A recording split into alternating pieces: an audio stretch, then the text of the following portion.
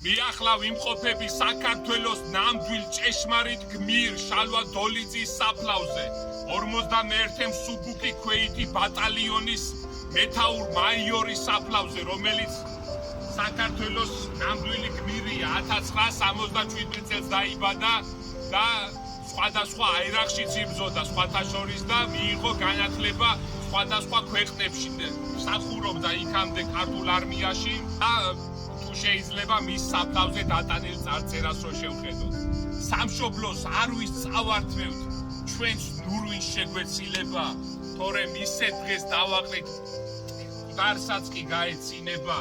2008 წელს, როდესაც რუსები აქტიურად ბომბავდნენ სამაჩაბლოს, როდესაც სამაჩაბლოში ჩვენ სამშობლოში იყვნენ შეწვილი რუსი მოძალადეები, სწორედ მაშინ შალვა დოლიძის ბატალიონი შევიდა ცხინვალში და ქართველი მშვიდობიანი მოსახლეობის გამოყვანას ეცადა ცხელი წერტილიდან. შალვა დოლიძე წინახაზე იბრძოდა ჩვენი 30 წლის მაიორიში. წინახაზე იბრძოდა და მან თავისი სიცოცხლე სამშობლოს დაუთმო.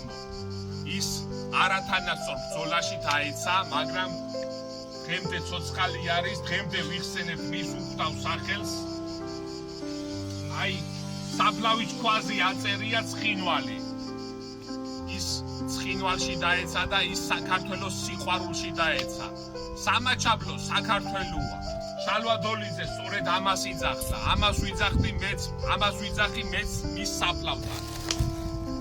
გაუმარჯოს გმირებს, გაუმარჯოს შალვა დოლიძის უყდავ სახელს და გაუმარჯოს ჩვენ სამშობლოს საქართველოს. დიდება გმირებს.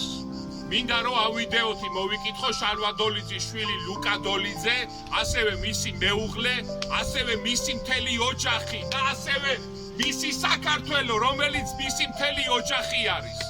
გაუმარჯოს შალვა დოლიძეს, ჩვენს ნამდვილ ქართველს, მივბაძოთ ყველამ ერთად, მივბაძოთ მის სასახელო ქმედებაში და ჩვენც ისეთი ქართველები ვიყოთ, როგორიც შალვა დოლიძე იყო.